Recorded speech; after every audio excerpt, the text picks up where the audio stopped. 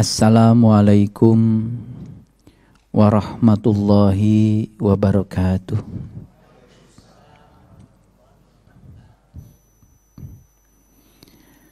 Alhamdulillahi wahdah, sadaqa wa'dah, wa nasyara abdah, wa a'azza zundah, wa hajamal ahjaba wahdah.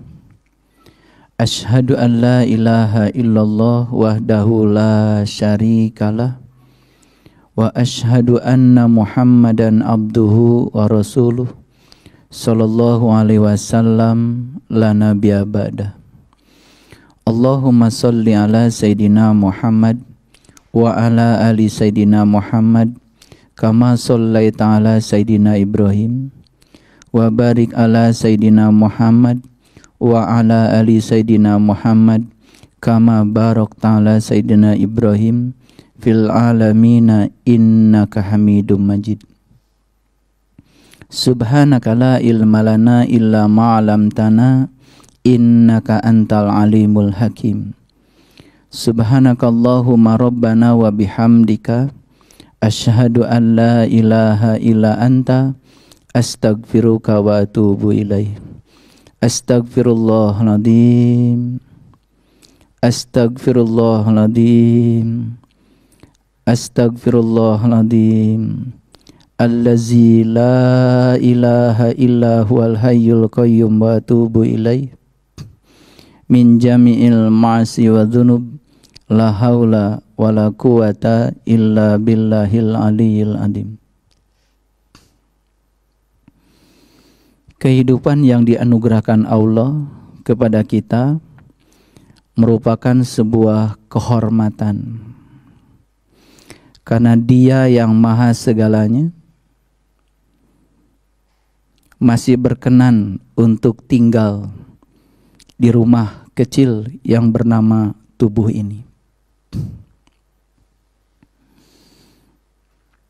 Kehidupan ini merupakan hadiah yang sangat luar biasa bagi mereka yang tahu dan sadar. Bagi mereka yang tidak pernah tahu tujuan dari kehidupan itu sendiri, kehidupan itu bisa jadi merupakan sebuah hal yang biasa. Di kesempatan yang penuh berkah ini,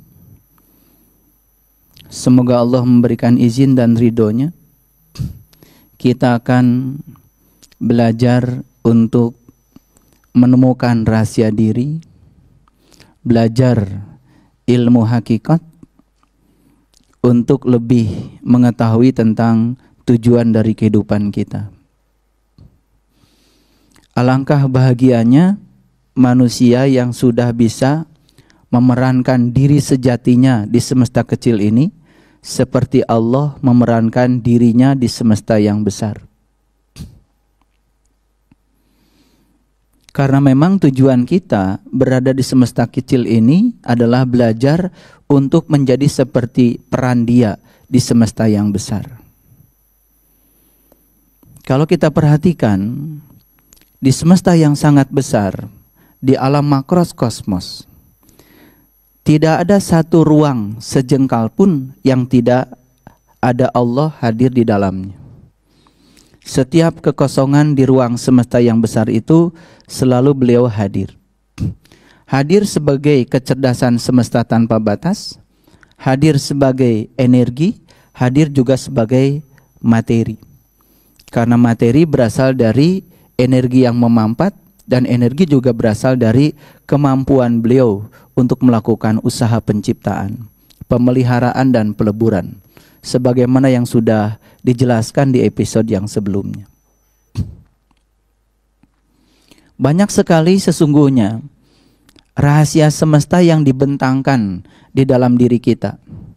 Cuman terkadang karena kita sering terlalu jauh mencari keajaiban keluar, sehingga kita lupa bahwa sesungguhnya tubuh kita sendiri merupakan sebuah keajaiban. Tengoklah dalam tubuh kita ada sekitar 100 triliun sel. Kalau satu sel saja ya memiliki satu DNA, dan menurut para ilmuwan, panjang rantai polimer dari satu DNA di dalam satu sel itu sekitar 1,5 meter. Jadi kalau ada 100 triliun sel dalam tubuh kita, rantai polimer DNA dalam tubuh kita saja sekitar 1,5 meter dikalikan 100 triliun. Itu jaraknya kalau dibandingkan itu sama dengan 100.000 kali jarak bolak-balik antara bumi dan bulan. Sedangkan rantai polimer itu isinya apa? Isinya protein. Atom-atom yang dirangkai sedemikian luar biasa, dan disitulah segala data tentang masa depan kehidupan kita ada. Jadi mereka yang selalu keluar mencari keajaiban, lalu tidak pernah melihat tubuhnya sendiri sebagai sebuah keajaiban, maka dia tidak akan pernah bisa menemukan keajaiban di semesta kecilnya. Oleh karena itu pada kesempatan yang penuh berkah ini, marilah kita mencoba untuk belajar ke dalam, ya, menemukan hakikat dari diri sejati kita. Cuman ada bedanya. Belajar ilmu syariat dengan belajar ilmu hakikat itu terminologinya berbeda. Saya ingin mengingatkan sekali lagi bahwa sesungguhnya tahu tidak mungkin bisa dicapai dengan membaca buku. Tahu tidak mungkin juga dicapai dengan mendengarkan apa kata orang. Karena tahu yang sesungguhnya baru bisa dicapai kalau kita sudah mengalami sendiri. Berulang-ulang Rasulullah menyatakan malam yazuk lam ya'rif. Yang tidak mengalami sama sekali tidak akan pernah mengetahui. Oleh karena itu, statement yang disampaikan Rasulullah itu tahu harus diawali dengan proses mengalami. Malam yazuk lam ya'rif, yang tidak mengalami tidak akan pernah tahu. Jadi tahu tidak akan pernah bisa dihasilkan lewat membaca, tahu juga tidak akan pernah dihasilkan lewat mendengar apa kata orang. Sementara kita selama ini sering mengatakan saya sudah tahu. Dari mana? Dari membaca buku. Kita sering mengatakan saya sudah tahu. Dari mana? Dari apa kata orang. Tahu dari apa kata orang, tahu dari apa yang kita baca dari buku yang berupa tulisan, rangkaian tulisan, sesungguhnya itu bukan tahu yang sebenarnya. Karena tahu yang sebenarnya, menurut para leluhur kita, orang-orang bijak di masa lalu, tahu yang sebenarnya dihasilkan dari proses mengalami.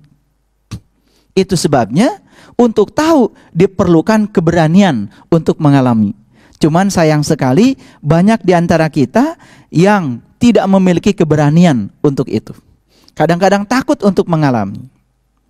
Sebelum saya menguraikan uraian kita hari ini, saya akan menyampaikan sebuah dialog yang sangat luar biasa di dalam Quran surat Al-Kahfi.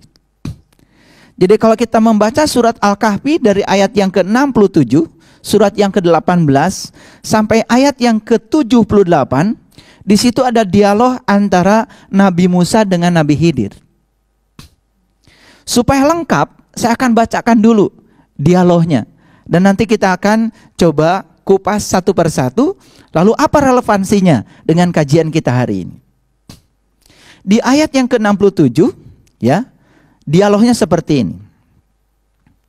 Dia menjawab. Mohon maaf, di ayat yang ke-66, ya, dialognya seperti ini. Musa berkata kepada Khidir, siapa Musa? Siapa Khidir? Nanti kita akan tahu posisinya seperti apa. Apa yang dikatakan Musa? Bolehkah aku mengikutimu supaya kamu mengajarkan kepadaku ilmu yang benar di antara ilmu-ilmu yang telah diajarkan kepadamu? Ini sebuah permintaan. Dari siapa? Dari Musa. Kepada siapa? Kepada Khidir. Jadi kalau kita posisikan Musa ini sebagai pembelajar, sedangkan Khidir itu sebagai fasilitator. Ya, fasilitator, bukan sumber belajar. Karena sumber belajar itu bisa banyak. Tapi fasilitator yang akan mengarahkan si pembelajar untuk mendapatkan pembelajaran. Proses pembelajaran yang paling bagus itu bukan transfer knowledge. Karena proses pembelajaran yang paling bagus adalah mengalami langsung. Itu sebabnya ya pembelajaran yang proses transfer knowledge dari dulu juga sudah ditinggalkan. Di zaman Rasulullah proses transfer knowledge itu itu sudah ditinggalkan. Jadi kalau sekarang ada orang yang merasa sedang belajar di ruang kelas tentang sesuatu yang kemudian tidak mengalami yang dia pelajari, sesungguhnya di zaman Rasulullah juga proses belajar yang seperti itu sudah ditinggalkan. Itu sudah usang. Karena proses belajar yang sesungguhnya adalah mengalami. Itu sebabnya seperti Bapak Ibu sedang berbicara dengan saya sekarang, ini sebetulnya bukan sedang belajar kita. Karena proses belajar itu adalah di ruang kehidupan nyata. Kita tidak akan pernah sukses belajar sabar di ruangan ini. Misalkan kita cerita tentang orang-orang yang sabar.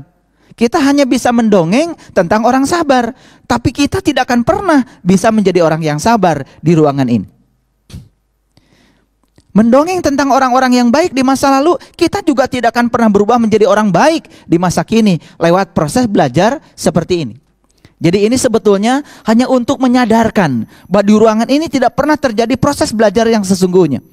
Ini hanya proses penyadaran bahwa belajar bukan di sini, tapi belajar di kehidupan. Jadi jangan menganggap perubahan akan terjadi di sini. Oleh karena itu saya sering mengatakan, ketika kita sedang seperti ini, di ruangan seperti ini, ya, semua kita itu kan kelihatan seperti baik. Semua kita kelihatan seperti sabar. Semua kita kelihatan seperti orang-orang yang tidak ada masalah, kan, seperti itu. Karena di sini memang tidak ada masalah. Sama seperti saya sering mengingatkan kalau saya sedang membimbing jamaah ke Tanah Suci. Mereka mengatakan, kok Pak di sini enak ya ibadah? Kok Pak di sini enak ya kita sholat bisa khusyuk? Hati-hati itu. Di sana itu kita tidak sedang mengalami pengalaman yang sesungguhnya. Kita sedang meninggalkan pekerjaan, sedang meninggalkan keluarga, sedang meninggalkan masalah, sedang meninggalkan kantor kita, sedang meninggalkan masalah di bisnis kita. Sebenarnya kita kan sedang menghindar dari masalah. Di sana itu bukan sedang menyelesaikan masalah, sedang melakukan proses perenungan saja. Perenungan terhadap semua peristiwa yang sedang terjadi. Di situ kita sedang kamuflase. Di situ kita tidak sedang belajar yang sesungguhnya. Oleh karena itu jangan heran ya, kalau orang pulang dari sana kan tidak mendadak jadi orang sabar.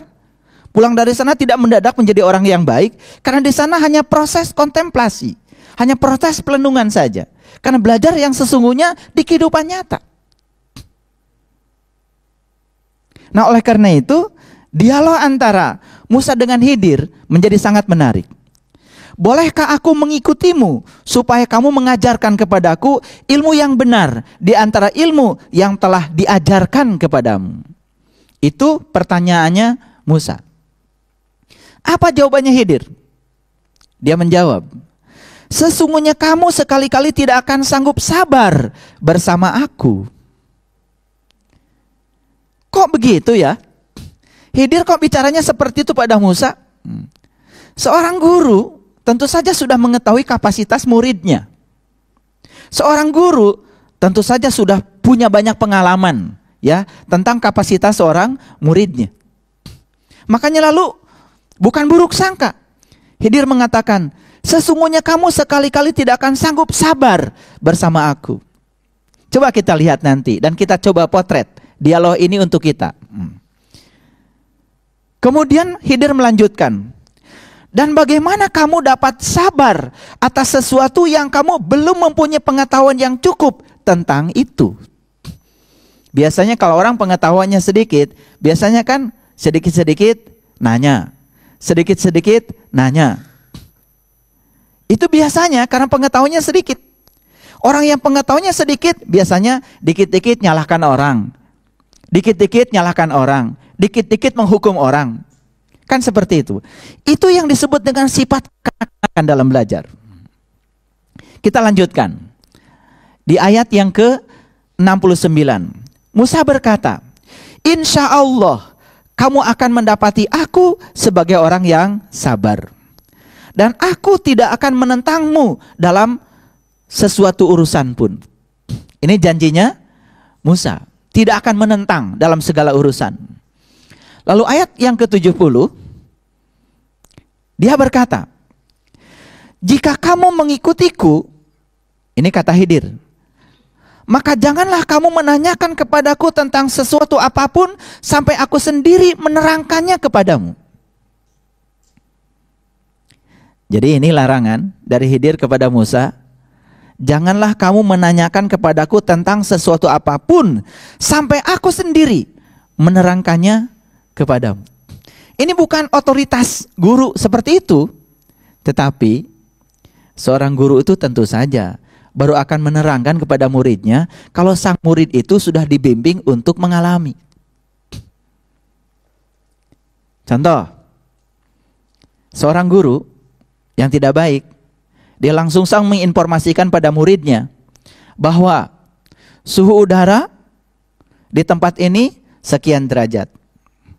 Tapi muridnya tidak pernah dilibatkan untuk sama-sama mengukur suhu udara di tempat ini pakai termometer. Tapi yang luar biasa, mungkin kita pun waktu sekolah tanpa curiga kepada guru, apakah guru itu bisa menggunakan termometer atau tidak? Apakah guru itu rabun apa tidak? Apakah guru itu menggunakan termometer dengan cara yang benar? Melihatnya dengan cara yang benar? Maka seorang murid biasanya langsung percaya pada guru. Kan biasanya gitu kita. Ketika guru mengatakan suhu di Jakarta sekarang 34 derajat Celcius, sang murid langsung mengatakan, yes, setuju, dan dia mencatatnya. Jarang-jarang ya, saya aja mengajar fisika, mengajar sains di universitas. Ketika menyampaikan sebuah data, jarang mahasiswa yang menanyakan, Pak, bagaimana cara mengukurnya? Boleh nggak saya mencoba sendiri mengukurnya? Jarang yang seperti itu. Karena kita kadang-kadang merasa puas dengan informasi yang diberikan seakan-akan kita sudah tahu. Yang berbahaya ketika kita berbicara urusan spiritual. Meyakini sesuatu tanpa mengalami. Meyakini sesuatu tanpa pemahaman. Tiba-tiba kita merasa sudah tahu. Dan apa yang kita anggap sudah tahu, padahal sesungguhnya hanya persepsi kita sendiri disampaikan kepada orang lain yang belum tahu. Bayangkan dalam sekejap, sekian ribu orang menyerap sesuatu yang kita sebut tahu, dan mereka juga menyatakan tahu, padahal yang dia tahu pun hanya persepsi yang disampaikan kepada orang lain, bukan sebuah pengalaman. Harusnya kan ketika guru tadi mengatakan suhu udara di Jakarta 34 derajat Celcius, dia harusnya ke depan, pinjam Pak termometernya, boleh nggak saya menggunakannya? Boleh nggak saya mengukur sendiri? Itu baru keyakinan yang sebenarnya, karena dia mengalami sendiri. Bayangkan ya, banyak yang terlalu percaya pada yang disampaikan orang tanpa mengalaminya sendiri. Barangkali kita pun dari kecil dididik untuk percaya seperti itu, maka tingkat kekritisan kita tidak berkembang. Tingkat kreativitas kita tidak berkembang. Makanya hasil belajar sesungguhnya bukan berapa banyak pengetahuan yang kita tahu. Apalagi tahu sekedar baca, tapi berapa banyak pengetahuan yang kita alami sendiri. Sesungguhnya bukan berapa banyak pengetahuan yang kita tahu. Apalagi tahu sekedar baca, tapi berapa banyak pengetahuan yang kita alami sendiri. Jadi sangat masuk akal kalau leluhur kita mengatakan bahwa pengalaman adalah guru yang terbaik. Karena guru yang terbaik memang pengalaman. Baik itu pengalaman buruk atau pengalaman baik, dua-duanya guru. Karena apa? Semua yang terjadi di semesta ini, yang disebut baik dan buruk oleh kita, itu kan penilaian kita saja. Pada dasarnya, semua yang terjadi adalah kebenaran. Dan semua kebenaran terjadi apa adanya secara natural. Dinilai baik, tidak dinilai baik, kalau segala peristiwa terjadi, terjadilah apa adanya. Makanya yakinilah bahwa dalam hidup kita, semua yang terjadi adalah kebenaran. Dan itu terjadi apa adanya secara natural.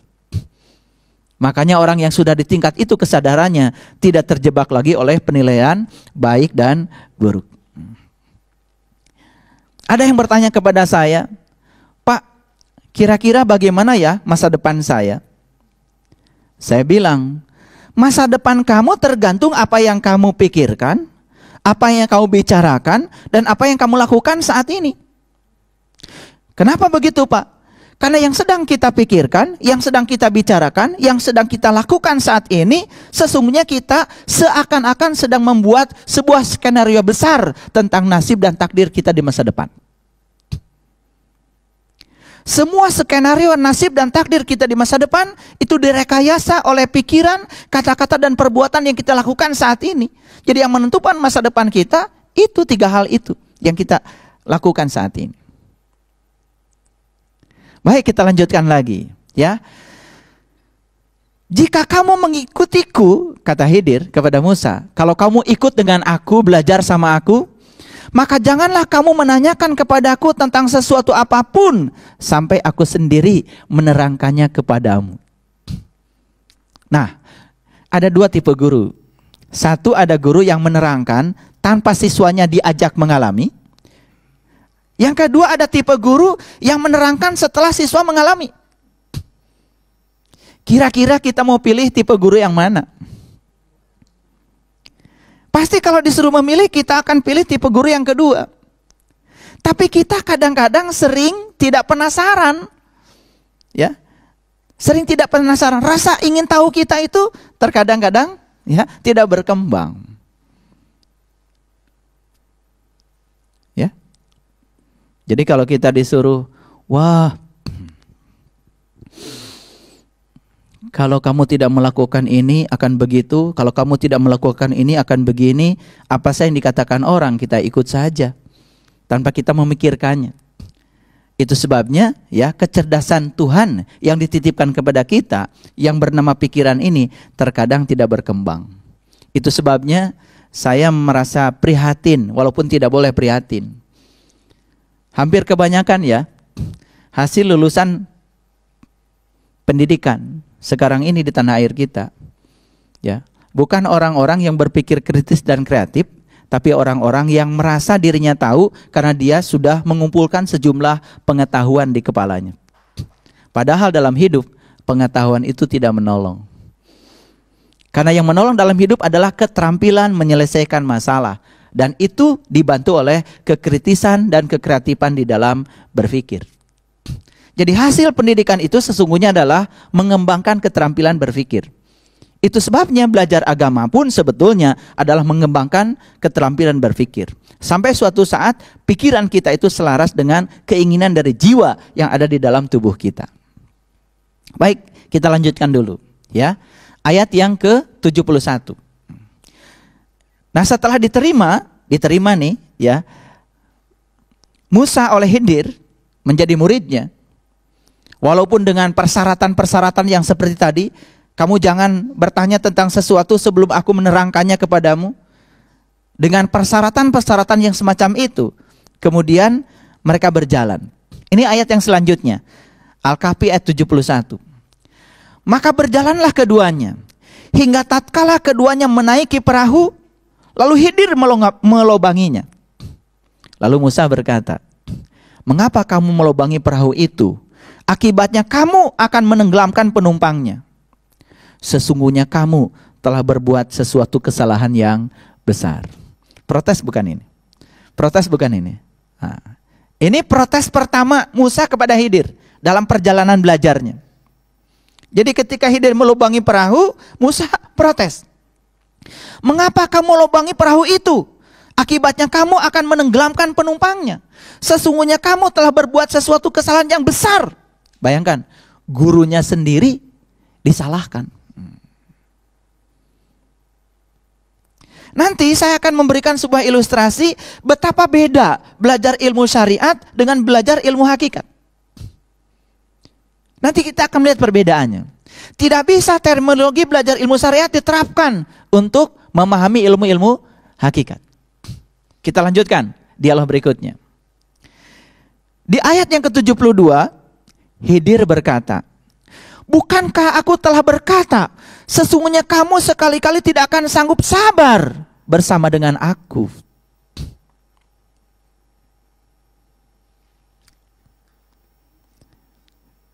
Pernah nggak kita mengalami situasi seperti ini?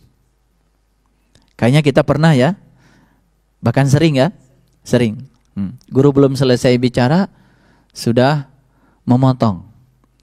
Belum selesai membimbing kita untuk mengalami, di tengah jalan kita sudah nanya itu ini. Nah itu sebabnya ya, belajar ilmu-ilmu hakikat itu kuncinya cuma 2. Sami'na wa ata'na. Aku mendengar, aku ikut. Aku mendengar, aku ikut. Aku mendengar, aku ikut. Itu saja. Makanya di Quran ditegaskan, kunci hidayah itu sesungguhnya berasal dari kemampuan mendengar.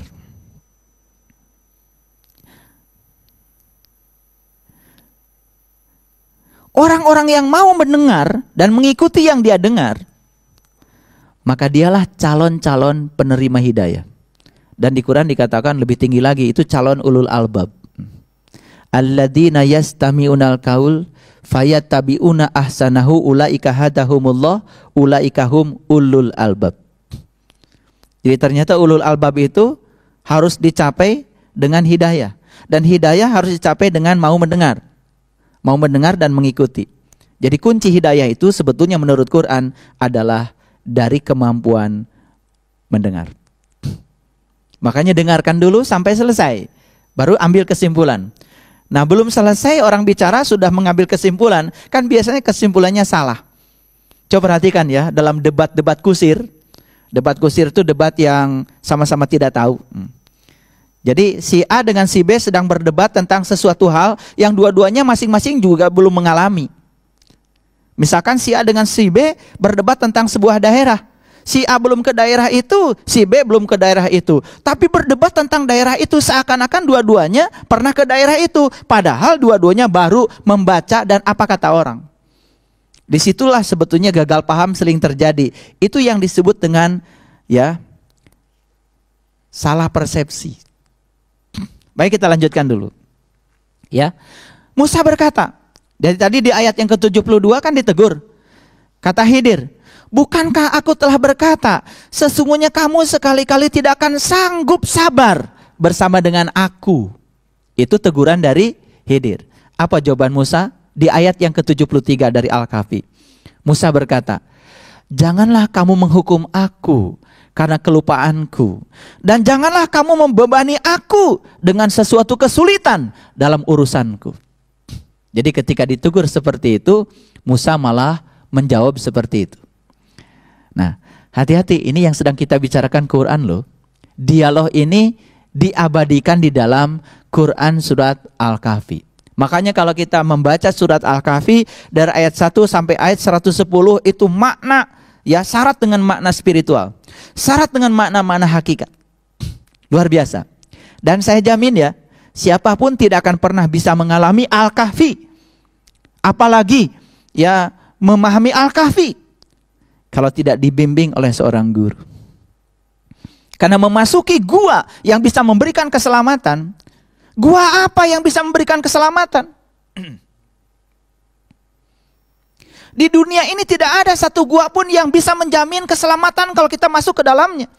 Malah semua gua di dalamnya gelap, mungkin ada ular, ada binatang-binatang buas. Bahkan kesejukan dalam gua. Biasanya kesejukan itu ada secara saintifik, ada hubungannya kan dengan energi negatif. Karena energi negatif itu biasanya tinggal di tempat-tempat yang sejuk, ya, yang basah, yang ada airnya. Tempat-tempat yang lembab, biasanya di situ ya kita merasakan ada getaran-getaran energi negatif. Secara saintifik itu bisa dibuktikan. Tetapi Quran surat Al-Kahfi cerita tentang bagaimana perjalanan Ashabul Kahfi masuk ke dalam gua. Gua yang bisa memberikan keselamatan. Dan setelah keluar dari gua, mereka menjadi orang-orang yang beriman. Gua apa yang bisa membuka orang yang tadi tidak beriman menjadi orang yang beriman? Gua apa yang bisa menjamin seseorang yang tadinya tidak memberikan kedamaian, kemudian dia mendapatkan kedamaian setelah keluar dari gua? Bahkan di Quran dikatakan, gua itu bisa di dalamnya menerbitkan matahari. Ya. Baru saja kita melewati sebuah fenomena alam yang sangat luar biasa, yang terjadinya sekitar 152 tahun sekali. Dan otomatis ya, 152 tahun yang akan datang setelah ini, kira-kira Bapak Ibu sudah di mana nanti? Dan pasti deh tidak akan mengalami lagi. Apalagi yang usianya sudah sekarang usianya 70 tahun. Kalau ditambah 152 tahun, kan 220 tahun ya. 220 tahun udah kayak apa ya kulitnya? 100 tahun aja kan sudah tidak layak kadang-kadang tubuh ini ditinggali. Peristiwa yang hanya terjadi 152 tahun sekali. Saya tidak akan cerita fisikanya, tapi saya akan mengambil makna terdalam dari peristiwa itu. Karena kita disuruh membaca oleh Allah. Coba perhatikan. Di sini ada matahari. Di sini ada bumi, di sini ada bulan. Yang namanya gerhana bulan, otomatis kan bulan terhalangi oleh bumi. Bumi kita sedang menghalangi matahari sinarnya sampai di bulan. Itu namanya gerhana bulan. Dan bulan itu lintasannya kan elip, tidak lingkaran, mengelilingi bumi. Otomatis jari-jari, ya, jari-jari lintasan bulan terhadap bumi itu kan tidak sama. Pas terjadinya gerhana, pas ya lintasan jari-jari bulan terhadap bumi itu paling dekat. Itu yang disebut dengan fenomena supermoon. Jadi supermoon itu di mana bulan terlihat lebih dekat kepada bumi. Makanya ukuran bulan biasanya 14-30% lebih besar. Sehingga bulan terlihat begitu indah. Itu fenomena supermoon. Kemudian kan fenomena kemarin disebutnya fenomena super blue blood moon. Jadi ada supermoon 1, ada blue moon 2, ada blood moon 3. 3 terjadi sekaligus. Apa pesannya? Saya tidak akan menjelaskan 3 fenomena itu karena tidak ada relevansinya dengan kajian kita hari ini. Tetapi coba perhatikan, matahari, bumi, bulan, kapan bulan ini gelap? Itu kita terhalangi oleh bumi. Ketika matahari sinarnya tidak sampai ke bulan. Bagi saya, mohon maaf ya, kalau perumpamaan ini tidak sama dengan semua orang. Matahari di Quran, terutama di Quran surat Al-Kahfi, selalu melambangkan tentang Tuhan. Melambangkan Dia. Karena memang kalau kita lihat sifat matahari kan, memang ya tidak seperti sifatnya beliau tentu saja. Tetapi sifat matahari kira-kira ya sangat cocok kalau melambangkan. Nanti kita akan kupas. Dan bumi tempat kita berpijak ini melambangkan dunia. Dan bulan itu melambangkan jiwa kita. Coba, kapan jiwa kita kelihatan bercahaya? Ketika matahari sinarnya sampai di bulan. Makanya Ashabul Kahfi itu keluar dari gua bercahaya. Kenapa? Karena selama di dalam gua dia mendapatkan sinar matahari. Tentu saja bukan matahari yang itu. Matahari sejati yang menyinari ya sang jiwa selama ada di dalam gua. Maka keluar dari situ dia mengalami reformasi spiritual. Bayangkan ya, ketika matahari dihalangi bumi, makanya sinarnya tidak sampai kepada bulan. Kapan jiwa ini gelap, gersang, tandus? Kapan? Tepat saat bumi kita, dunia kita sedang menghalangi datangnya sinar matahari itu sampai di jiwa. Pengalaman, begitu terlalu dominan dunia kita, biasanya kan jiwa kita mulai gelisah, mulai resah. Betul nggak? Tapi mulai kita bisa melepaskan ikatan-ikatan kita pada dunia, walaupun tetap berkarya di sini, tapi ikatannya dilepaskan.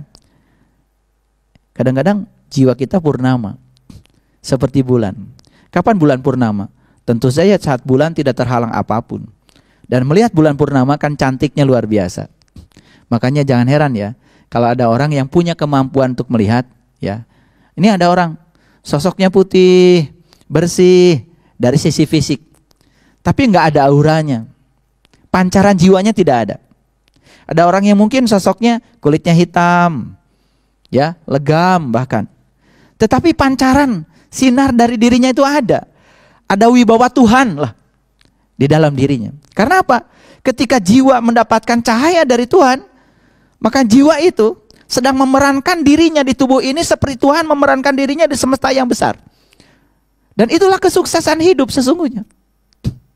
Coba, di semesta besar ini, ya, segala peristiwa yang kita sebut baik dan buruk terjadi apa adanya. Dan Tuhan tidak menganggap itu baik buruk, Karena baik buruk itu penilaian kita. Bagi Tuhan segala peristiwa yang terjadi, terjadilah. Dan itu yang terbaik. Dan segala peristiwa yang terjadi pasti untuk membaikkan semesta ini. Ya, coba. Pernah lihat nggak di tayangan televisi ada gajah sedang mencabut pohon-pohon yang besar dengan gadingnya, dengan badannya yang kekar, sampai pohon itu pada tumbang. Karena apa? Mungkin saja dia ingin mengambil daun-daun atau buah-buah yang di atasnya, karena dia tidak punya kemampuan memanjat, dan dia juga tidak bisa berbicara pada monyet. Lalu diruntuhkanlah pohon-pohon itu, setelah tumbang dia bisa makan. Coba, dari sisi kita manusia, itu musibah apa berkah? Dari sisi manusia mungkin kita mengatakan itu adalah musibah, karena pohon-pohon pada tumbang. Betul? Tapi ketika pohon tumbang, berapa banyak rumput yang di bawah pohon berterima kasih pada gajah? Karena apa? Ketika pohon sudah tumbang, sinar matahari yang tidak sampai pada rumput, yang terhalang oleh daun-daun yang sangat rimbun, bisa sampai pada rumput-rumput. Mungkin si rumput mengucapkan terima kasih pada gajah. Mungkin ya, karena rumput menjadi ranum. Ketika kita belajar lebih dalam secara integrasi, secara integral, secara menyeluruh, apa yang terjadi?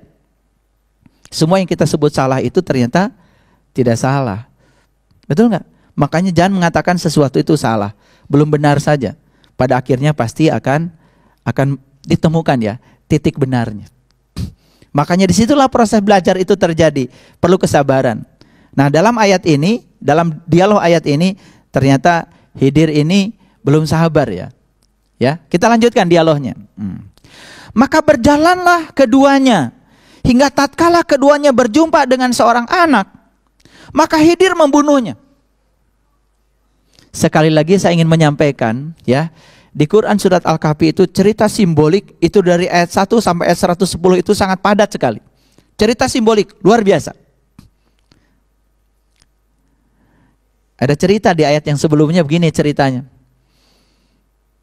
Ingatlah suatu hari di mana gunung-gunung akan diperjalankan. Dan bumi-bumi akan ditanduskan, akan diratakan, akan didatarkan.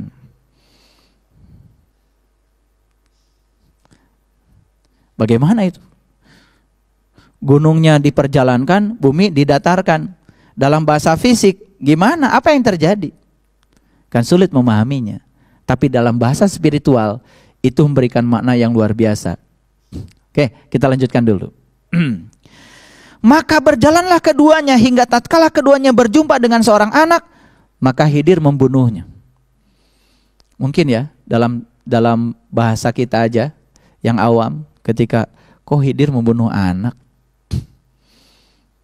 Kalau kita memahami dengan bahasa biasa, mungkin kita akan protes ya. Akan protes kan? Pasti begitu. Lalu Musa berkata, bisa dibayangkan Musa protes lagi nggak sama Khidir? Protes lagi. Apa kata Musa? Mengapa kamu membunuh jiwa yang bersih? Bukan karena dia membunuh orang lain? Sesungguhnya kamu telah melakukan sesuatu. Disalahkan lagi gurunya sama Musa.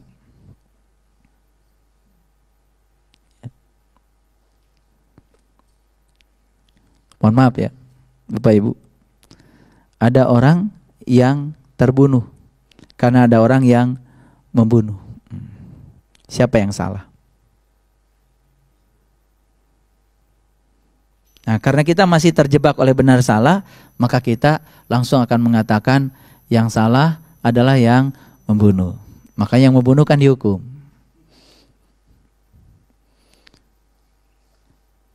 Sekarang dari kacamata semesta,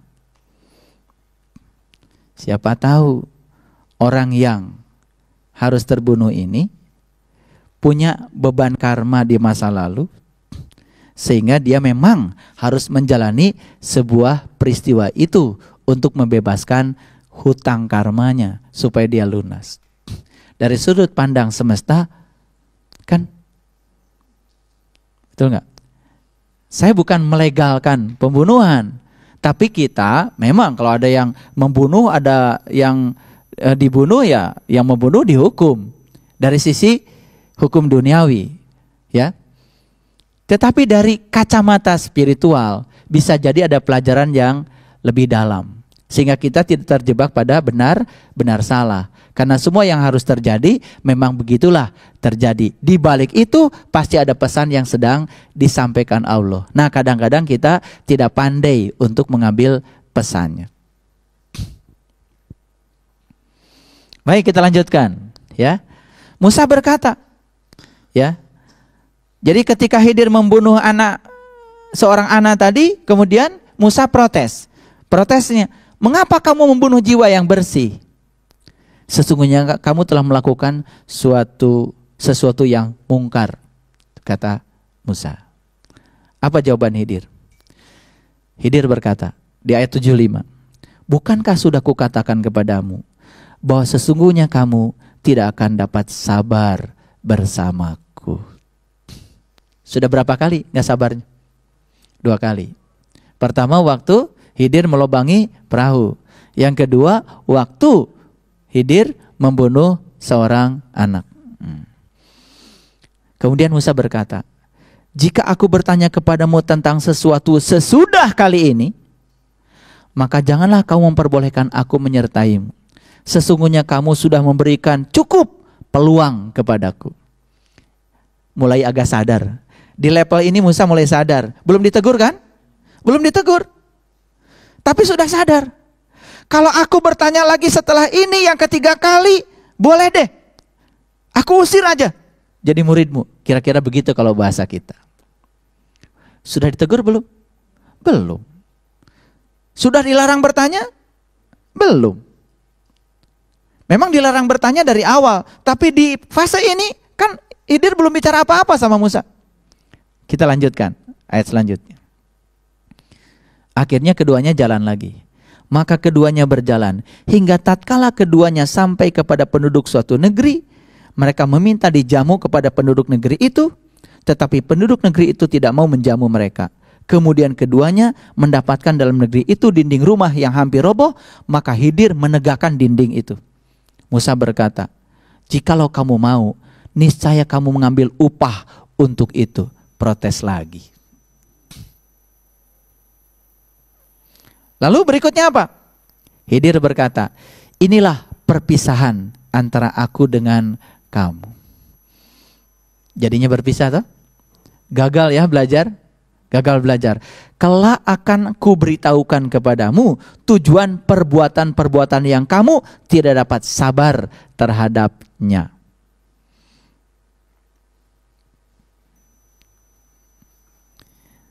Jadi harusnya sabar dulu. Karena semua perbuatan-perbuatan itu ada tujuannya. Dan itulah cerita simbolik yang sangat luar biasa. Cerita mutasabiat yang sangat luar biasa. Mana perahu? Mana perahu? Perahu itu kalau di Quran cerita tentang sarana transportasi, bahtera, kendaraan. Dan di semua ayat berulang-ulang dikatakan ya bahwa tubuh kita, tubuh manusia ini yang kita tinggali adalah kendaraan. Kendaraan yang harus mengantarkan jiwa kita pulang kepadanya. Jadi, mana perahunya? Ini perahu. Ternyata perahu ini harus dilobangi. Kalau dilobangi jadi apa? Jadi bolong. Bolong dalam bahasa spiritual, bolong dalam bahasa hakikat, bukan bolong seperti yang kita bayangkan, perahu yang bocor seperti itu. Ketika bolong kan ada lubang. Ketika ada lubang kan bisa dilihat. Sebetulnya itu adalah prosesi awal untuk belajar melihat ke dalam dirimu sendiri. Makanya siapa yang mengenal dirinya, maka dia akan mengenal Tuhannya. Proses mengenal Tuhan yang diceritakan para leluhur kita harus dimulai dengan proses mengenali diri sendiri. Makanya bahasa simboliknya perahunya dilobangi. Siapa yang bisa membimbing melobangi perahu ini? Subhanallah. Di dalam Quran surat Al-Imran yang sudah saya jelaskan di kesempatan yang lalu, ayat yang ke-49, itu kan dialog antara ya seorang guru dengan murid juga. Jadi kehadiran seorang guru itu 3 tugasnya. 1, untuk menyembuhkan penyakit buta. Yang kedua, untuk menyembuhkan penyakit kulit. Dan yang ketiga, untuk membangkitkan kematian jiwa. Bagaimana ya menyembuhkan penyakit buta? Tentu saja, kalau mata ini ditutup kelopaknya, mata menjadi tertutup. Saat tertutup tidak bisa melihat apa-apa. Begitu juga dengan kelopak mata kalbu. Mata kalbu juga punya kelopak. Kalau kelopak mata kalbu masih tertutup, tidak terbuka, tidak melihat. Oleh karena itu, dibuka kelopak mata kalbunya. Dalam bahasa lain di Quran dikatakan membelah langit. Itu bahasa lain. Ya, bahasa lain. Tapi intinya adalah ya, membuka pintu yang dapat membuat kita melihat ke dalam. Makanya di Quran surat Al-A'raf ayat 143, disitulah Musa pertama kali mengalami awalnya beriman setelah melihat ke dalam. Nah, prosesi ini di zaman Rasulullah, ini prosesi inti. Dengan cara seperti itulah Rasulullah membimbing para sahabat untuk meniti ke dalam diri. Sebelum dibimbing mengucapkan asyhadu an la ilaha illallah wa asyhadu anna Muhammadar Rasulullah, sebelum bersaksi, para sahabat dibimbing untuk menyaksikan. Karena tidak mungkin ada proses persaksian tanpa menyaksikan. Karena bersaksi baru sah kalau diawali dengan proses menyaksikan. Proses menyaksikan harus diawali dengan melubangi perahu, melihat ke dalam diri, ke dalam. Melihat kebesaran Tuhan yang ada di dalam diri kita sendiri. Apa sifat anak yang paling dominan? Sifat anak yang paling dominan itu dikit-dikit nanya. Dikit-dikit nanya. Bukan gak boleh bertanya. Bertanya boleh, tetapi biarkan semua mengalir dulu, selesai dulu episodenya. Setelah selesai baru boleh nanya. Jangan dikit-dikit nanya, belum selesai nanya, orang sedang bicara dipotong. Itu sifat kekanak-kanakan. Makanya belajar ilmu spiritual sebetulnya tidak usah terlalu banyak bertanya. Karena apa? Kelak kemudian ketika tingkat amal kita sudah sampai di tingkat itu, maka kita sendiri yang akan bisa menjawab pertanyaan itu. Makanya boleh bertanya, tapi tanyakan pada Allah. Tanyakan pada Tuhan yang bersama dengan kita, lebih dekat kepada kita, melampaui dekatnya urat nadi leher kita. Dan cara Tuhan membimbing untuk menjawab pertanyaan itu luar biasa. Makanya kalau belajar sesuatu ada keraguan, tenang aja. Yang penting jangan lari dari keraguan itu. Tumbuhkan tekad yang kuat untuk membebaskan keraguan dengan cara mengalirkan sebanyak mungkin pertanyaan ke dalam diri kita. Saat kita mengalirkan banyak pertanyaan, maka Tuhan akan melahirkan banyak jawaban. Dan cara Tuhan memberikan jawaban pada setiap orang ternyata sangat beragam. Cara Tuhan meyakinkan setiap keyakinan setiap orang sangat beragam. Dan disitulah pentingnya pengalaman. Disitulah pentingnya seorang guru yang mendampingi kita. Supaya saat kita mengalami keraguan, maka kita akan dikuatkan dengan cara apa? Bukan dijawab pertanyaan kita, tetapi diarahkan agar kita bisa menjawab sendiri apa yang kita pertanyakan. Itu yang disebut dengan discovery learning. Jadi kalau dunia pendidikan sekarang sibuk dengan discovery learning, problem solving, dan lain-lain, di zaman Rasulullah itu sudah terjadi. Dan Rasulullah tidak pernah menjawab ya keraguan para sahabat dengan menjawabnya dari pengalaman beliau. Karena apa? Apa yang dialami sahabat tidak dialami oleh beliau. Apa yang dialami beliau tidak dialami oleh sahabat. Coba perhatikan. Bapak ibu berguru dengan saya misalkan. Apa yang ibu bapak alami, kan saya tidak mengalaminya. Bagaimana mungkin saya bisa menjawab pertanyaan yang diajukan dari pengalaman bapak ibu, toh saya tidak mengalaminya. Makanya terus saja mengamalkan ilmunya yang diajarkan guru. Kelak kemudian di tingkat kedewasaan tertentu kita akan bisa menjawab sendiri apa yang menjadi keraguan dan pertanyaan kita. Itulah hebatnya belajar ilmu hakikat. Makanya Amalkan saja yang kamu tahu, kata Rasulullah. Maka Allah akan mengajarkan apa yang kamu tidak tahu. Makanya itu kan diabadikan dalam satu surat.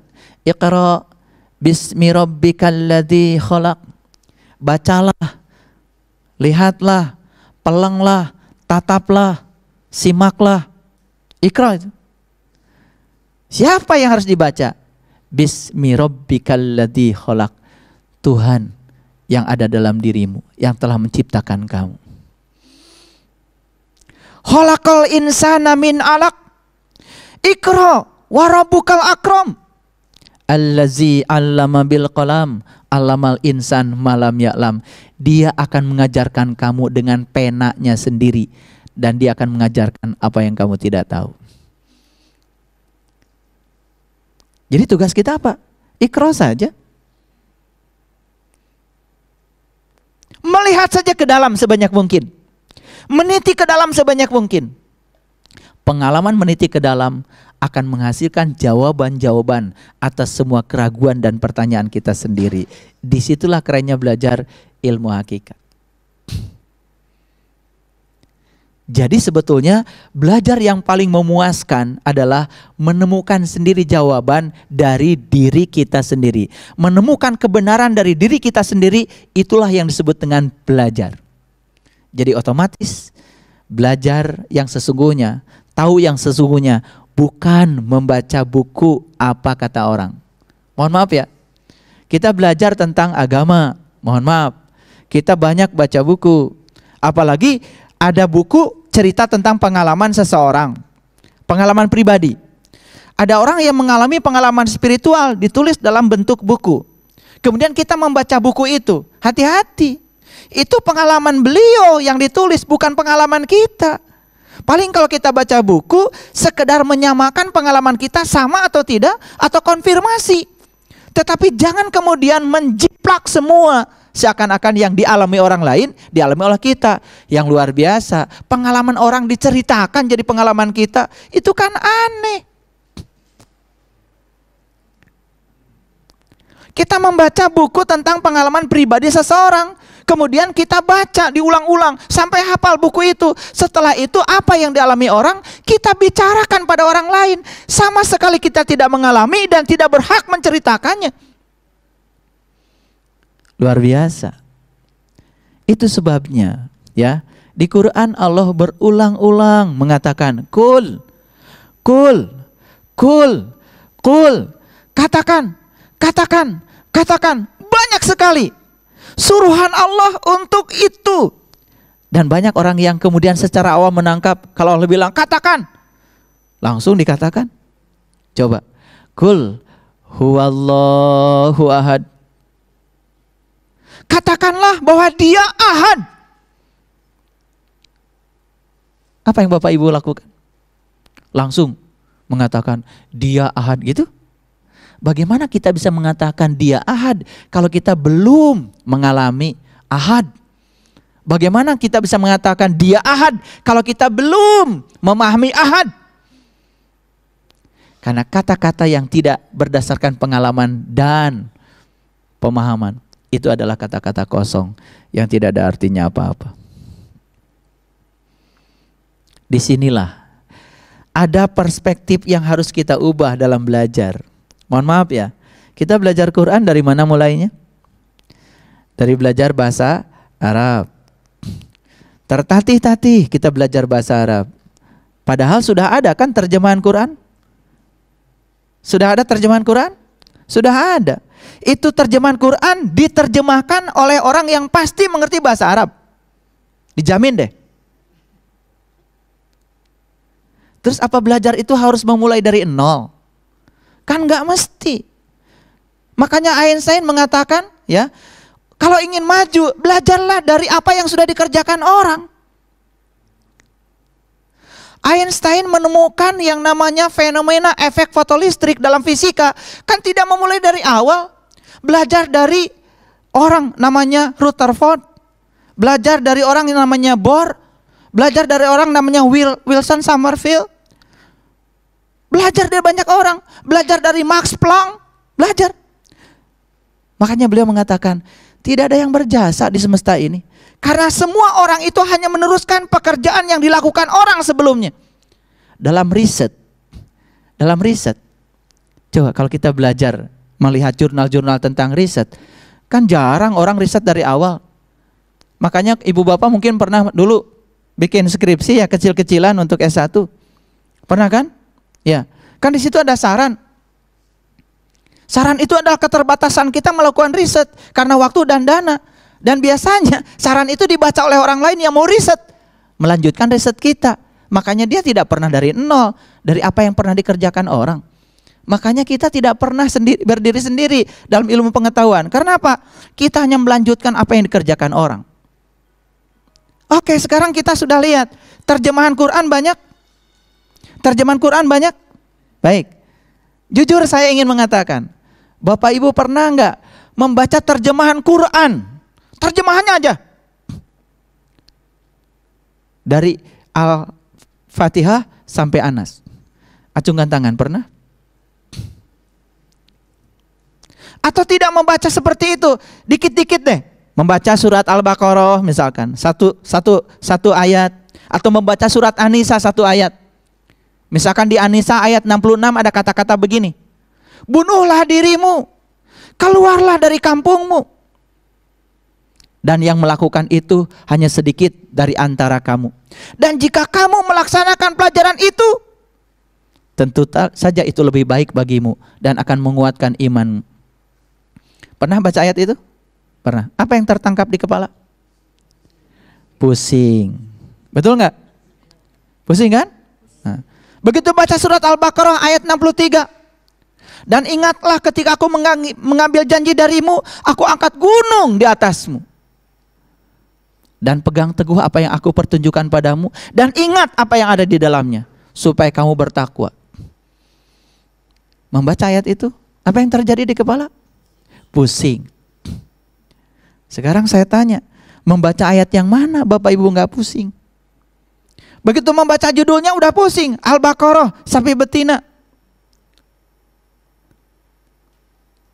Begitu membaca Quran surah An-Naml, semut. Begitu membaca surat Al-Kahfi, gua. Lihat judulnya saja sudah tidak menarik. Tetapi mereka yang belajarnya berbeda, tidak seperti itu. Dibalik belajarnya. Ketemu dulu guru, mengalami pengalamannya, baru konfirmasi pengalaman pada yang tertulis di situ. Semangat belajar itu menjadi luar biasa. Kenapa? Karena saat membaca ayat ini ngerti, baca ayat ini ngerti, baca ayat ini ngerti. Karena ada resonansi pengalaman. Ada irisan pengalaman antara pengalaman kita, insya Allah, dengan pengalaman yang dialami oleh Rasulullah yang pertama kali menerima Al-Quran itu. Ketika ada resonansi pengalaman, ketika ada irisan pengalaman, kan di sini ada kebahagiaan. Begitu ada kebahagiaan kan belajar jadi bahagia. Kalau belajar bahagia kan jadi sukses. Sukses itu harus dimulai dengan bahagia. Jadi kalau kita belajar sudah tidak bahagia, dari awal juga sudah banyak menderita, susah, bingung, bagaimana bisa sukses? Sekali lagi Bapak Ibu, yang sudah ada terjemahannya saja belum tentu mudah dipahami. Apalagi Bapak Ibu udah umur 70 tahun baru memulai belajar bahasa Arab. Kosakata yang diterima juga sedikit sekali. Coba-coba baca Quran yang polos, gak ada terjemahannya. Ingin coba memahaminya, yang sudah ada terjemahannya saja diterjemahkan sama ahli, tidak mudah memahaminya. Apalagi membaca ke sumbernya dengan berbekal bahasa yang sangat minimalis. Kira-kira tambah sulit atau tambah mudah? Tambah sulit. Dan saya sudah membuktikan belajar dengan kerangka yang semacam itu. Mulailah dari belajar bahasa Arab, menerjemahkan terus ke sana, ternyata tidak mudah. Karena apa? Karena Quran bukan bahasa Arab. Quran itu bahasa Arab, bahasa Tuhan, bahasa Allah, bahasa jiwa. Bagaimana untuk memahami bahasa Tuhan? Satu kuncinya. Kenali saja beliau yang memiliki segala bahasa. Dekat-dekat saja sama beliau yang memiliki segala bahasa. Disitulah akan timbul pengalaman dulu, bukan pemahaman dulu. Jadi bukan informasi yang datang kepada kita, tuh pengalamannya, kemudian pemahamannya, baru kita bisa mengambil kesimpulan. Contoh. Di Quran surat Al-Baqarah ada kata-kata seperti ini. Dan ingatlah ketika aku mengambil janji darimu, aku angkat gunung di atasmu. Pertama Allah mengambil janji. Yang kedua, dia angkat gunung. Apa itu gunung? Apa itu gunung? Itu kan cerita simbolik. Kok kata gunung di Quran banyak ya? Stop dulu sampai di situ. Cerita kiamat pasti cerita gunung-gunung akan bertembangan seperti anai-anai. Kok ada hubungan apa ya kiamat dengan gunung? Terus dicari, dikejar. Jangan cuma baca 1-2 ayat. Untuk menjelaskan satu kata saja mungkin harus belajar ribuan ayat. Tetapi sebelum ribuan ayat dipelajari, satu yang paling inti adalah menangkap intisari pengalamannya. Jadi ayat itu bukan dipahami dulu, dialami dulu. Disitulah perlu belajar kepada seorang guru. Makanya Rasulullah mengatakan al ulama warasatul anbiya. Saya yakin ilmu yang diajarkan Rasulullah di zamannya itu bukan informatif, tapi ilmu yang langsung praktek. Saya yakin tidak mungkin seorang Sayyidina Umar, ya, singa padang pasir yang begitu garangnya, begitu masuk Islam, begitu lembutnya. Dari mana kelembutan itu datang? Dari mana kelembutan itu datang kalau bukan dari sebuah pengalaman jiwa, bukan dari sebuah pengalaman spiritual.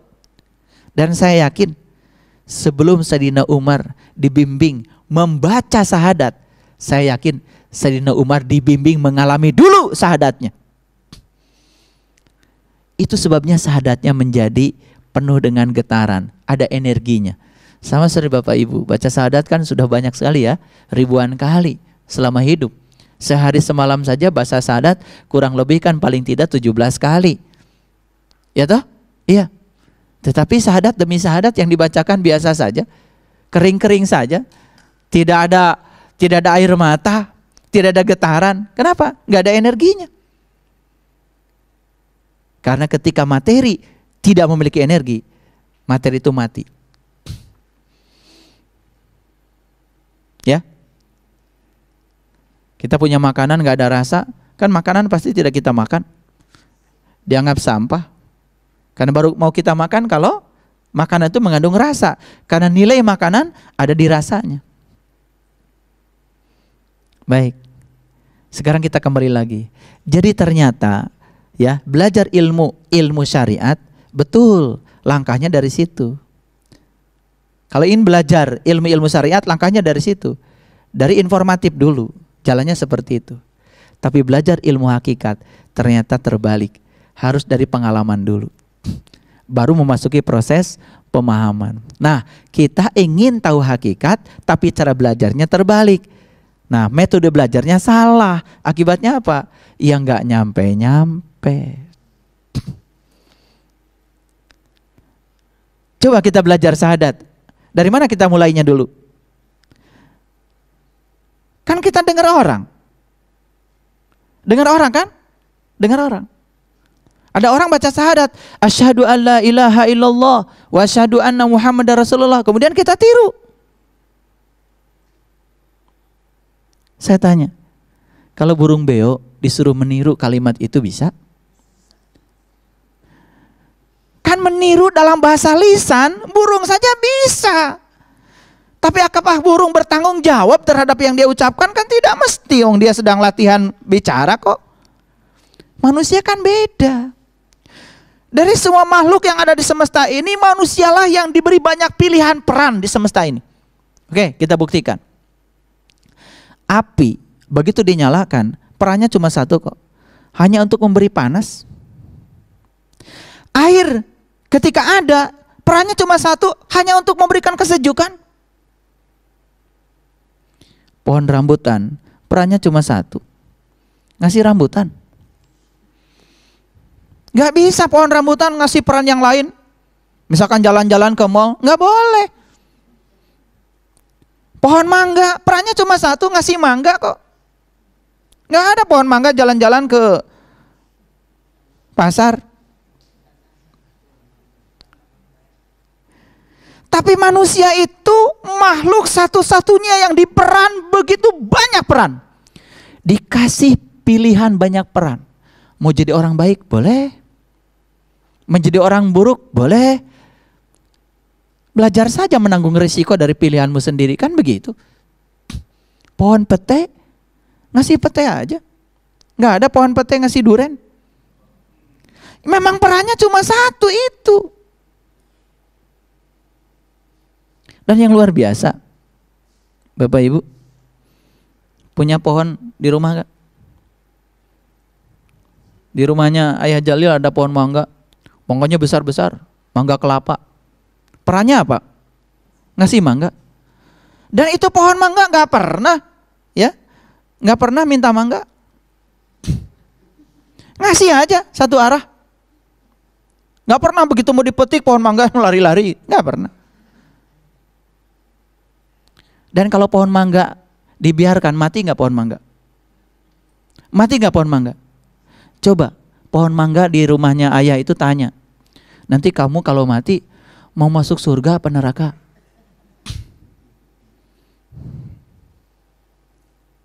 Itu pohon bisa jawab kok. Bisa. Apa jawaban pohon? Saat aku menghasilkan buah dan semua buah itu aku berikan pada kalian, dan kalian memakan buah dariku. Saat kalian bahagia memakan buahku, aku lebih bahagia, kata pohon mangga. Dan inilah surga bagiku. Surga adalah kebahagiaanku saat aku memberikan kebahagiaan pada kalian. Kapan surganya? Di sini, saat ini, sekarang. Gak muluk-muluk. Kan yang banyak ngayal setelah mati kan manusia. Ngayalnya sih masuk surga, betul gak? Tapi tiap hari yang dikumpulkan bahan-bahan neraka, kan gitu. Pohon nggak pernah ditanya yang pengen masuk surga. Padahal semua yang dihasilkan dia sumbangkan semuanya buat manusia, betul? Tidak ada pohon mangga makan satu mangga pun. Jangan lupa loh, jangan lupa. Dia bahagia saat kita makan mangga. Tetapi selesai kita makan mangga, kita ngomongin orang. Hati-hati, pohon mangga juga sedih. Aduh, nyesel deh, saya nyumbang mangga sama kamu. Karena apa? Kan mangga itu materi, di balik materi ada energi, kemampuan untuk melakukan usaha. Kan pengennya mangga, kita pun seperti dia, nyumbang lagi kebaikan pada orang banyak. Mangga satu pohon, gak pernah ngasih sama tetangga, dimakan aja, gak mencret-mencret, betul gak? Iya, karena merasa ini mangga punya aku, yang nanam aku. Gimana kata mangga? Yang nanam sih kamu, tapi yang berbuah kan aku. Cuman gak pernah dialog saja. Coba belajar dialog sama pohon aja di rumah kita, luar biasa dialognya. Cuman kita menganggap mereka kan barang mati, padahal mereka hidup. Kenyataannya kan kemarin 1 meter, sekarang 2 meter, besok 3 meter. Kemarin belum berbuah, hari ini minggu depan berbuah. Kalau nggak hidup bagaimana dia bisa dinamis seperti itu? Jangan menganggap mereka itu benda mati. Kalau kita memperlakukan mereka semau kita. Makanya ciri orang yang sudah mencapai tingkat kesadaran yang tinggi, maka kesadarannya itu dirasakan oleh sekitarnya. Bahkan mungkin benda-benda mati pun merasakan kasih sayang. Lihat orang ya, mohon maaf ya. Karena ada orang yang di rumahnya, mohon maaf ya, pintunya ya, kuncinya patah, engselnya lepas, pintunya udah miring-miring gitu, nyaman saja masuk keluar rumah atau masuk keluar WC. Kayaknya ada yang nggak beres deh dengan dirinya. Kalau orang yang tertib di dalam dirinya, mohon maaf ya, lihat sampah saja dia nggak nyaman, pasti dia ambil walaupun bukan sampahnya dia. Karena dia senang dengan bersih, dia senang dengan teratur, itu sifatnya jiwa. Makanya kalau orang senang yang di luarnya bersih, pasti dalamnya bersih. Kalau orang yang di luar senang dengan yang kotor, itu pasti dalamnya kotor. Kalau orang senang cari rezeki yang kotor, itu pasti jiwanya kotor kok. Orang yang senang mengambil hak yang bukan haknya, itu pasti kotor kok. Bisa dijamin. Karena nggak mungkin. Teko ya. Begitu dikeluarkan kopi, kan pasti isinya kopi. Begitu keluarnya susu, isinya kopi. Sesederhana itu susu. Begitu keluar teh, isinya pasti teh. Gak mungkin keluar susu dalamnya teh. Gak mungkin. Apa yang keluar, itu yang di dalam. Jadi melihat yang di dalam kita seperti apa, gampang. Luaran kita kayak apa. Itu saja. Jadi kembali lagi ke sana. Ya, belajar ilmu hakikat itu ternyata harus dimulai dari proses mengalami. Kembali lagi ke sana. Ya, belajar ilmu hakikat itu ternyata harus dimulai dari proses mengalami. Nah, kalau belajar ilmu syariat, ya, untuk berenang misalkan. Kalau Bapak Ibu mau pintar berenang, mohon maaf, belajar ilmu syariat atau ilmu hakikat?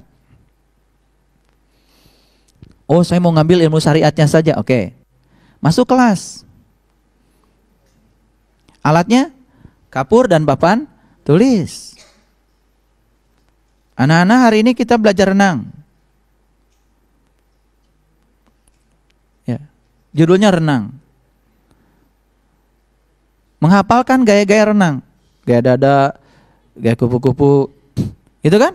Gaya punggung, gaya batu, semua. Selesai pelajaran itu apa? Baru bisa dongeng tentang cara berenang dan jenis-jenis renang. Kira-kira bisa berenang gak? Paling jadi pengamat berenang. Berenangnya gak bisa. Karena belajar berenang bukan di kelas itu, di kolam renang. Mungkin ada pengarahan sedikit dulu deh, ya, gak apa-apa. Tapi instrukturnya sudah pakai baju renang. Instrukturnya pakai jas, pakai baju koko. Bagaimana bisa mengajarkan berenang? Ngerti maksud saya? Selama ini kita itu salah belajar. Salah instruktur dan salah ruang belajar. Belajar sabar di mana? Di pengajian. Salah ruangnya. Di pengajian kan kelihatan seperti orang sabar.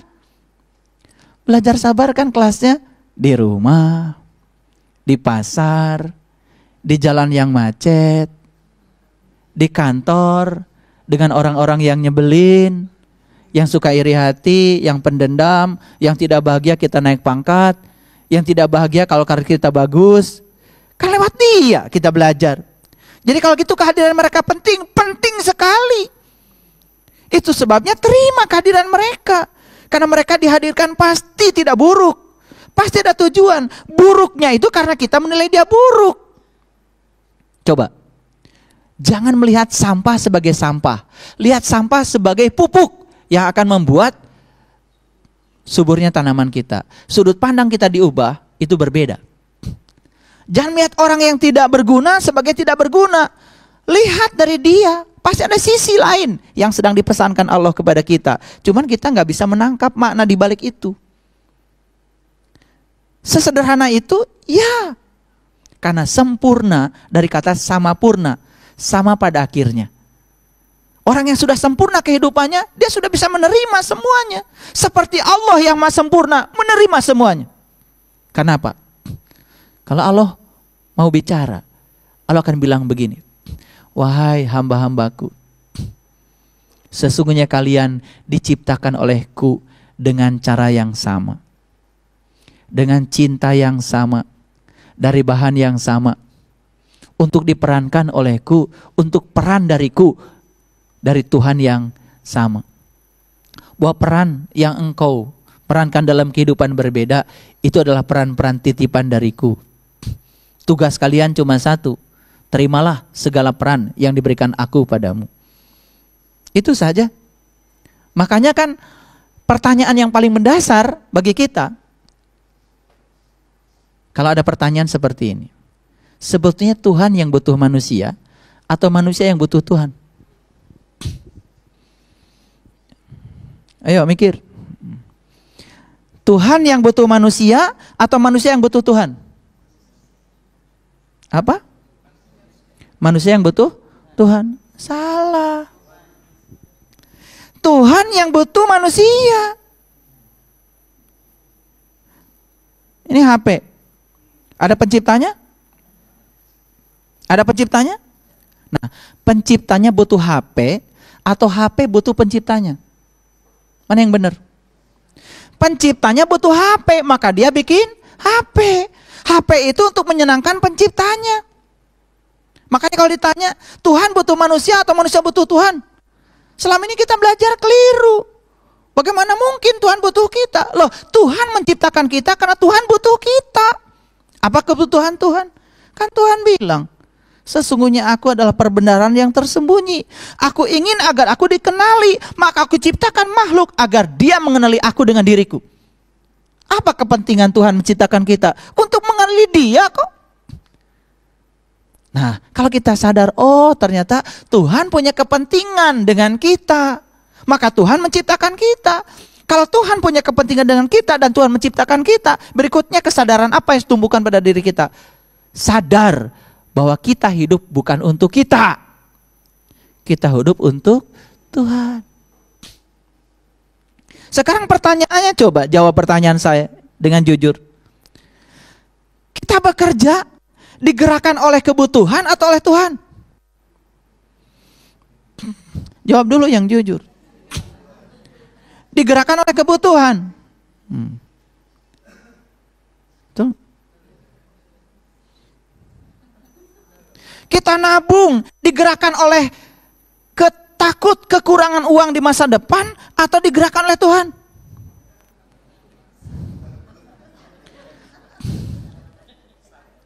Kita makan, ya. Takut kelaparan atau karena digerakkan Tuhan?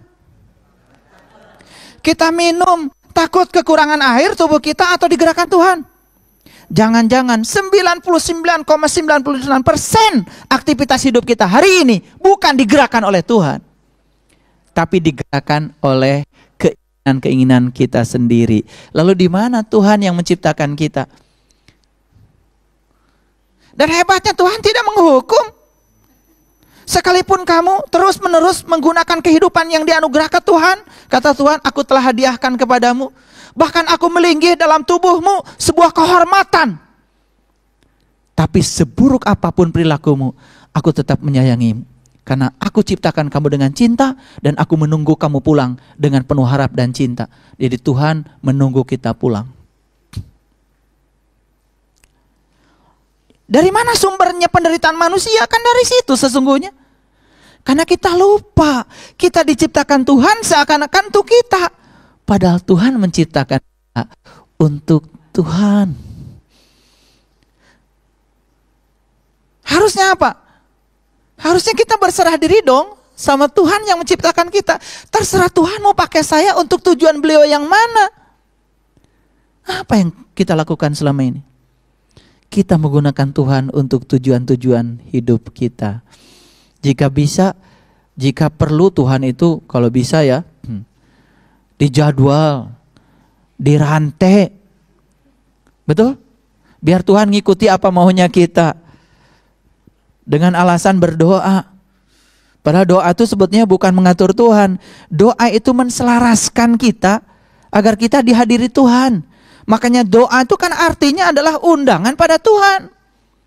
Undang Tuhan supaya Tuhan hadir menyelesaikan seluruh persoalan kita.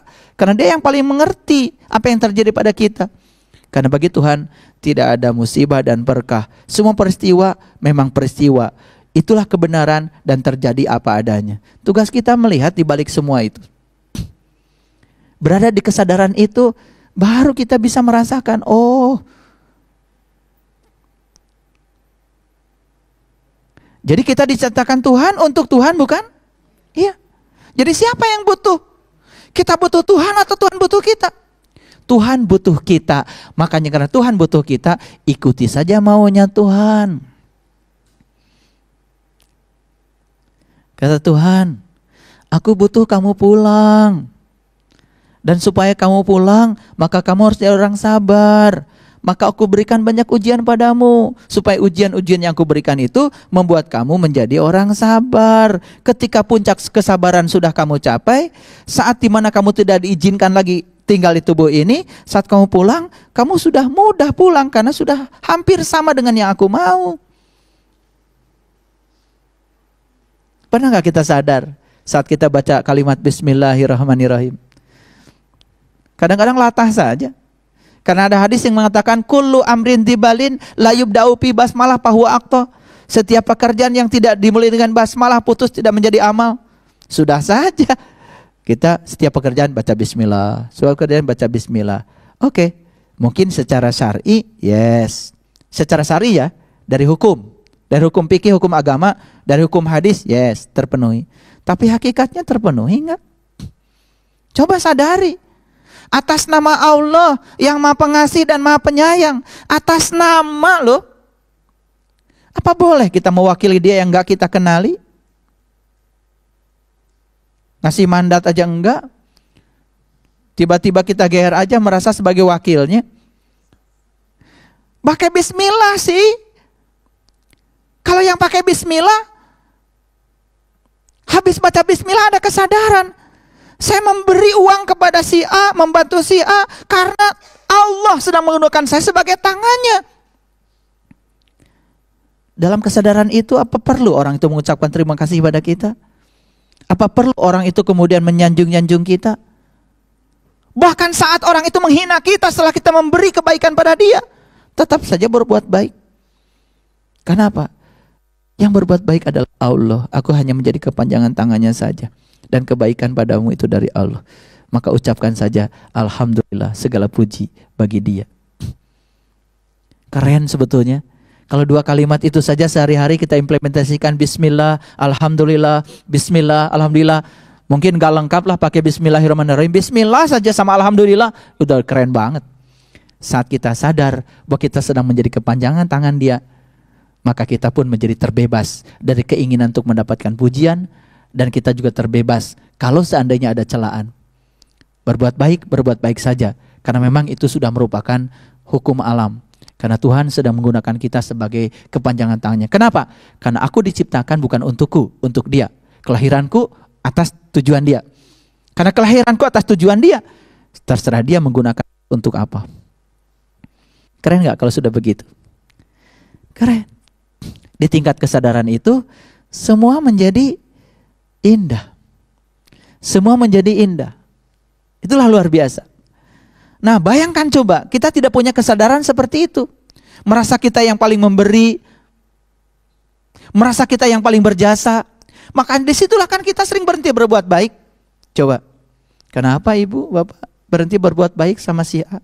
Kemarin juga saya kasih uang, dia udah wajahnya cemberut, gak senyum, tidak mengucapkan terima kasih lagi pada saya. Masih begitu nggak kita kira-kira? Sudah tidak ya? Wah, kalau sudah tidak, sudah maju banget itu. Sudah mendekati kebahagiaan itu. Tapi kalau masih di dimensi itu, subhanallah, itulah sumber penderitaan. Baca bismillah, iya baca. Baca alhamdulillah, iya juga baca. Sekarang saya tanya, Rasulullah mengajarkan kepada kita baca alhamdulillah kapan?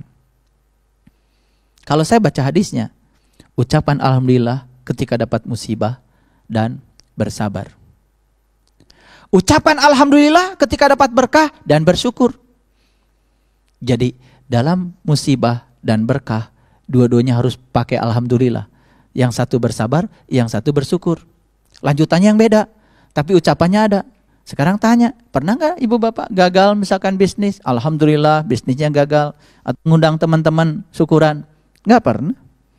Karena kita hanya bisa menempatkan alhamdulillah pada sisi di mana kita mendapatkan berkah. Dan itu bukan syukur, karena syukur itu melihat berkah dan musibah sebagai peristiwa yang harus terjadi sebagai kebenaran apa adanya. Sebagai sebuah peristiwa yang harus terjadi sebagai kebenaran semesta apa adanya. Dan di balik itu semua pasti ada, seperti contoh saya tadi. Yang memberi, mungkin dia dapat karma dari kebaikannya dia memberi. Yang diberi, dia sedang dapat karma karena dia biasa memberi. Yang menyakiti, Mungkin juga ya. Dia sedang menunaikan tugasnya untuk apa? Untuk meluluskan proses bayar utang karma pada orang lain. Yang disakiti juga sama pentingnya. Yang menyakiti, yang disakiti sama pentingnya. Begitu kita berada di kesadaran itu, proses pelunasan utang karma menjadi sangat mudah. Makanya jangan menghalangi proses pelunasan utang karma untuk diri sendiri dan orang lain. Maka bekerja samalah dalam hidup ini untuk saling bahu-membahu melunasi utang karma kita. Yang suami istri gimana? Yang suami istri juga begitu. Bahu-membahu. Ya, saling bekerja sama.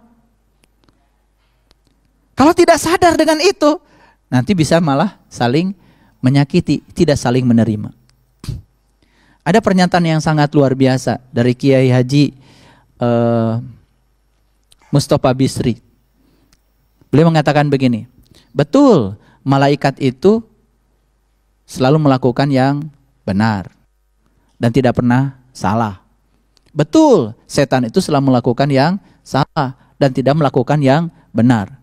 Yang diberi izin melakukan salah dan benar kan manusia. Bukan diberi izin. Manusia itu memang ada peluang untuk melakukan itu. Jadi karena manusia ada peluang untuk melakukan benar dan salah, maka manusia itu justru tidak diberi peluang untuk saling menyalahkan. Peluang yang paling besar untuk manusia saling mengingatkan. Coba perhatikan saya. Saya tidak sempurna. Kadang saya juga melakukan kesalahan. Saya juga kadang melakukan yang benar. Saat saya melakukan kesalahan, jangan disalahkan, diingatkan supaya tidak salah lagi. Apa yang terjadi selama ini? Kita lupa bahwa kita malah justru saling menyalahkan. Sudah kita salah, saling menyalahkan, kan tambah salah. Harusnya kita sadar bahwa kita bisa salah, bisa benar. Tugas kita saling mengingatkan. Kita ini manusia nih. Kadang salah, kadang benar. Ayo kita saling mengingatkan, kan gitu. Bukan saling menyalahkan. Kalau setan dengan setan, biasanya suka saling menyalahkan.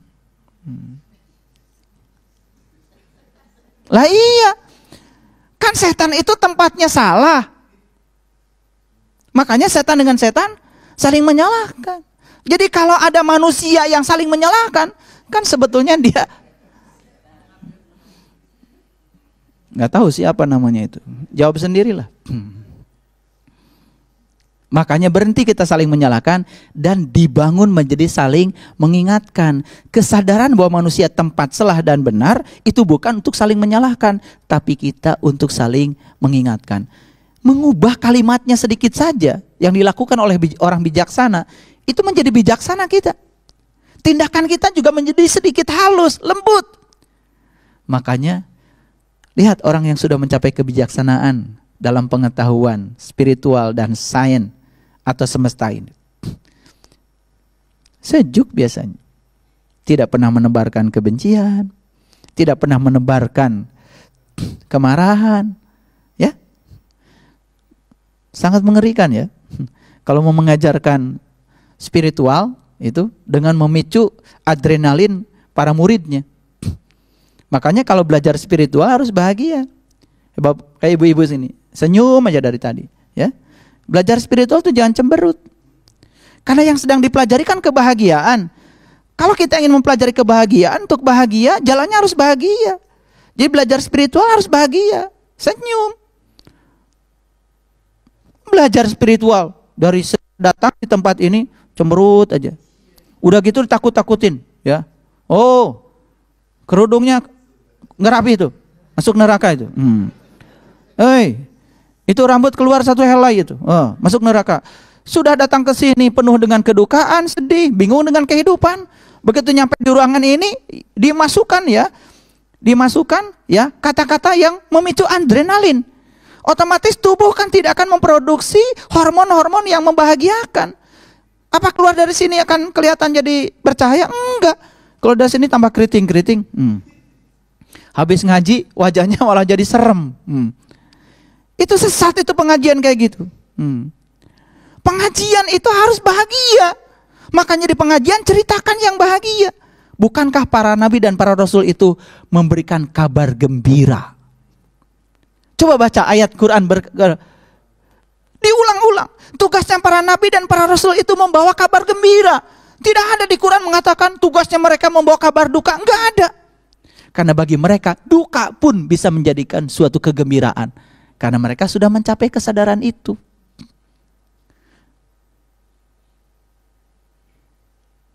Itulah kesejukan yang dibutuhkan sekarang. Kesejukan yang semacam ini yang dibutuhkan sekarang. Oleh karena itu, mari kita menjadi sumber kesejukan bagi semesta. Setidak-tidaknya bagi orang yang terdekat dengan kita. Mereka merasa nyaman, sejuk dengan kehadiran kita. Disitulah tanda hidup kita sudah berhasil kelihatan.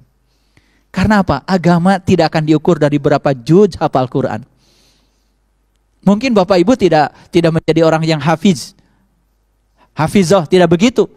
Boro-boro 30 juz. Ya.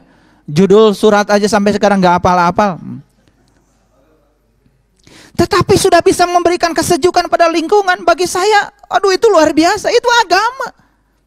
Karena puncaknya iman itu kedamaian. Puncaknya iman itu kedamaian. Makanya seberapa damai orang yang ada di sekitar kita, itulah ukuran iman kita. Makanya hampir semua ciri-ciri orang beriman yang disampaikan para leluhur kita diindikatori dengan apa? Dengan seberapa hebat orang lain menerima kehadiran kita. Seberapa rindu orang lain dengan kehadiran kita. Ya, mau ngaji, udah datang ke tempat sini, duduknya paling belakang. Kenapa? Takut ditanya sama Pak Ustadz. Karena ngajinya banyak pertanyaan. Tapi tidak pernah ada jawaban. Nah, kita ubah sekarang. Mari kita jadikan diri kita sebagai sumber kesejukan bagi semesta raya ini. Mulailah dari sejukan diri kita, sejukan orang-orang terdekat dengan kita. Tunjukkan bahwa agama kita keren. Tunjukkan bahwa agama kita luar biasa. Tunjukkan ya kepada para nabi, para rasul yang telah berjasa meneratas jalan ini, bahwa kita bisa mengikuti beliau-beliau itu dengan kelembutannya.